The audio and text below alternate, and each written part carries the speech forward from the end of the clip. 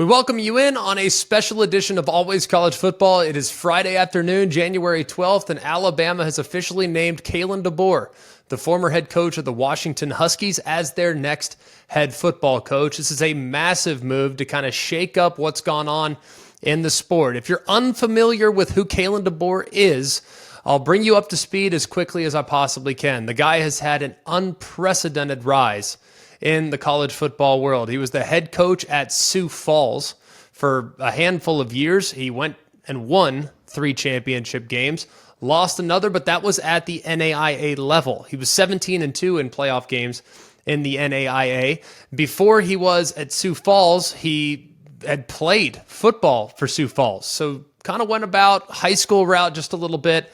After Sioux Falls, he goes to Southern Illinois, to Eastern Michigan, to Fresno State, where he was linked up with Jeff Tedford, and that was in 2017. From that point forward, it was completely on an upward trajectory with what he was able to accomplish. Went and became the OC at Indiana for 1 year in 2019. That's where he was introduced to Michael Penix.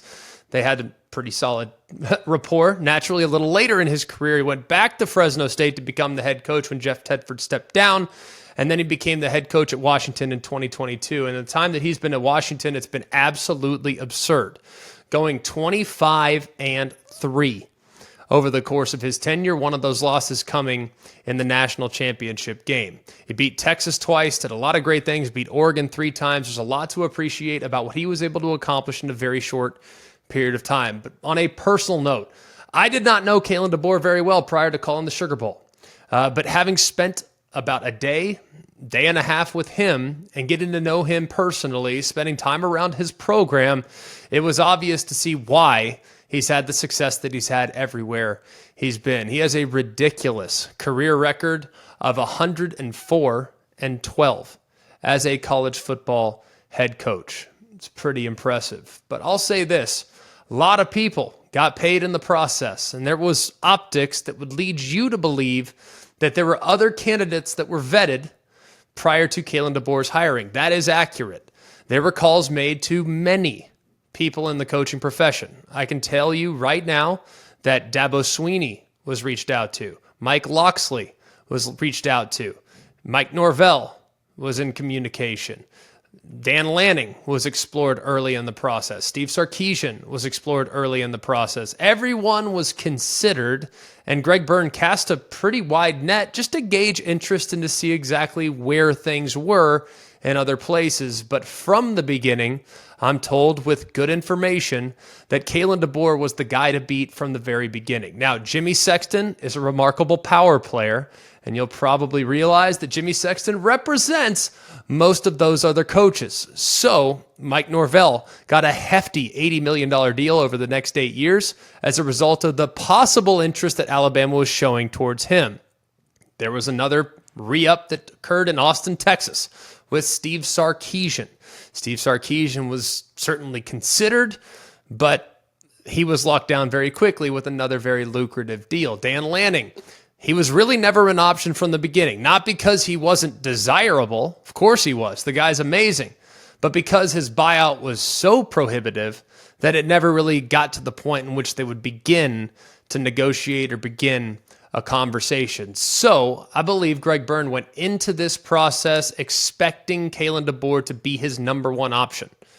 He ended up being the number one option. But a lot of guys got paid in the process thanks to the hard work and the network of Jimmy Sexton. I think this is a terrific hire for the Alabama Crimson Tide. And I'll tell you why. Part of it is because in the 36 hours I got to spend with the Washington Huskies, I felt like I was a part of the team. We were at practice. We were at walkthrough. We sat down with Kalen DeBoer and his staff for the better part of 3.5 hours. Got to meet with multiple players, including Roma Dunze, Michael Penix. We became pretty intimate and familiar with everybody on their roster. We went to media days, had 30 minutes sitting down with Latuli Nasanoa, sitting down with the offensive line, sitting down with everybody associated with the program. And what I've found is that Kalen DeBoer is as approachable and as personable a guy as I've been around in the profession in quite some time. There are a lot of great dudes coaching college football, a lot.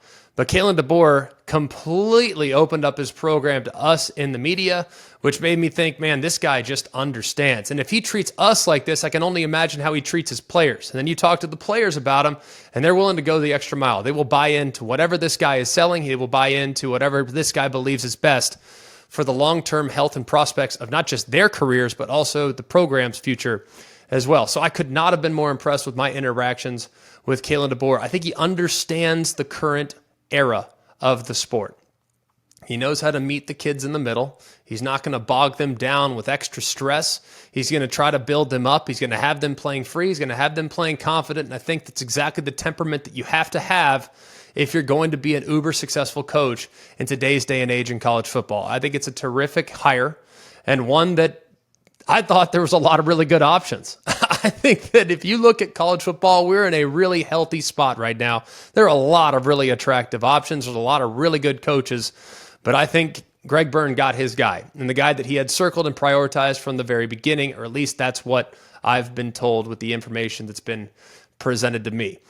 Another thing that I think is important about this hire, and I think Nick Saban is going to be hands-off in the process. I don't think he's going to endorse a candidate. I don't think Nick Saban is going to go out and tell Greg Byrne, this is who you need to hire.